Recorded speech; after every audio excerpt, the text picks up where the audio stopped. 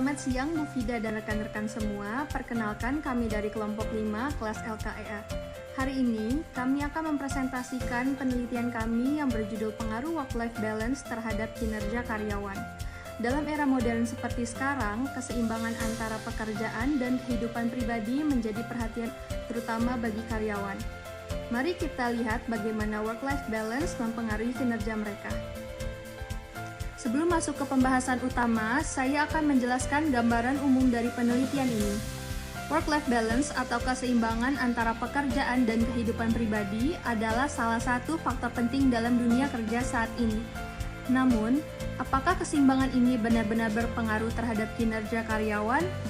Dalam penelitian ini, kami menggunakan metode kuantitatif dengan menyebarkan ke 22 responden dari berbagai sektor pekerjaan. Hasilnya menunjukkan bahwa meskipun ada hubungan antara work-life balance terhadap kinerja karyawan, pengaruhnya tidak terlalu signifikan. Dengan kata lain, masih ada faktor yang lebih dominan dalam mempengaruhi kinerja. Itulah yang akan kita bahas dalam presentasi kali ini. Di era digital saat ini, banyak karyawan mengalami kesulitan dalam menyeimbangkan pekerjaan dan kehidupan pribadi mereka. Work-life balance adalah konsep di mana seseorang mampu mengelola waktu dan energi antara pekerjaan dan kehidupan pribadinya. Jika keseimbangan ini tercapai, karyawan akan merasa lebih bahagia, stres berkurang, dan produktivitas meningkat. Menurut Fisher dan kawan-kawan, 2003, work-life balance berkaitan dengan seseorang membagi waktu antara pekerjaan dan aktivitas lain. Sementara itu, Fromm 2003 menyatakan bahwa work-life balance terjadi jika konflik antara peran pekerjaan dan kehidupan pribadi bisa diminimalkan. Namun, dalam praktiknya, mencapai work-life balance tidaklah mudah. Ada berbagai tantangan seperti lingkungan kerja yang tidak mendukung dan beban kerja yang tinggi. Faktor-faktor ini dapat menyebabkan ketidakseimbangan yang pada akhirnya berdampak pada kinerja karyawan. Baik, selanjutnya saya akan menjelaskan terkait metode penelitian yang kelompok kami gunakan dalam proses penelitian work-life balance ini. Nah, dalam penelitian work-life balance ini, kelompok kami menggunakan metode kuantitatif dengan bentuk pendekatan melalui survei.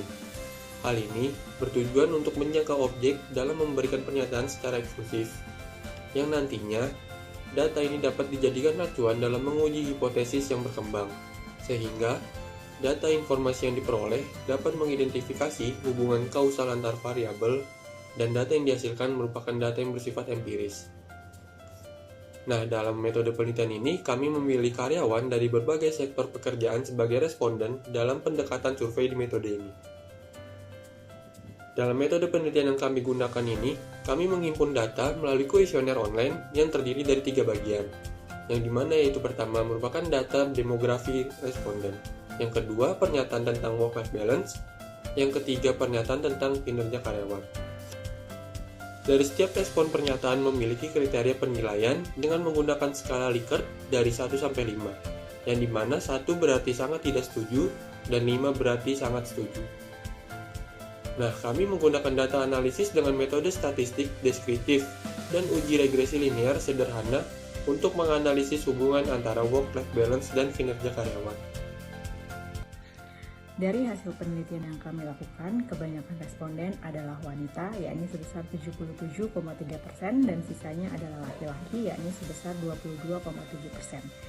Jika kita lihat dari sisi usia, sebagian besar dari mereka dalam rentang usia 25-34 tahun, yakni sebesar 63,6%. Kelompok usia ini bisa dikatakan sebagai usia produktif dalam dunia kerja. Selain itu, dari sisi lama bekerja, kebanyakan dari mereka telah bekerja selama 1-3 tahun, di mana rentang lama bekerja ini masih dalam tahap awal atau pertengahan karir mereka. Berdasarkan hasil analisis data, kami menemukan bahwa sebagian besar dari mereka merasa memiliki work-life balance yang baik. Mereka mampu mengelola waktu antara pekerjaan dan kehidupan pribadi dengan cukup efektif. Namun, ada juga responden yang mengalami kesulitan dalam menjaga keseimbangan ini, terutama mereka yang memiliki beban kerja terlalu tinggi atau jam kerja yang tidak teratur. Dari hasil uji regresi linear diperoleh nilai R square sebesar 12,34%. Artinya work-life balance hanya mampu menjelaskan 12,34% dari variasi dalam kinerja karyawan. Dengan kata lain, meskipun ada hubungan antara work-life balance dan bekerja dan kinerja, pengaruhnya tidak terlalu signifikan. Hal ini menunjukkan bahwa masih ada faktor lain yang lebih berperan dalam menentukan kinerja karyawan, seperti lingkungan kerja, budaya perusahaan, dan motivasi individu. Dari hasil penelitian ini, dapat disimpulkan bahwa work-life balance memiliki pengaruh positif terhadap kinerja karyawan, tetapi pengaruhnya tidak signifikan. Dengan kata lain, keseimbangan antara pekerjaan dan kehidupan pribadi bukan satu-satunya faktor yang menentukan kinerja karyawan. Oleh karena itu, penting bagi perusahaan untuk tidak hanya fokus pada work-life balance, tetapi juga mempertimbangkan faktor lain seperti lingkungan kerja yang mendukung, kebijakan fleksibel, dan motivasi kerja yang baik. Kami juga menyarankan agar penelitian selanjutnya dapat melibatkan lebih banyak responden dan mempertimbangkan faktor lain yang mungkin lebih berpengaruh terhadap kinerja kerja karyawan.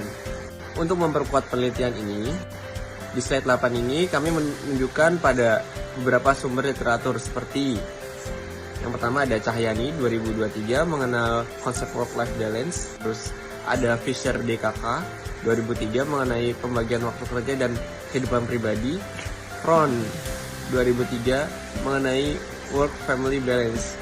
Referensi ini digunakan sebagai dasar teori dan perbandingan dalam menganalisis hasil penelitian kami. Demikianlah presentasi dari kami, pengaruh work-life balance terhadap kinerja karyawan.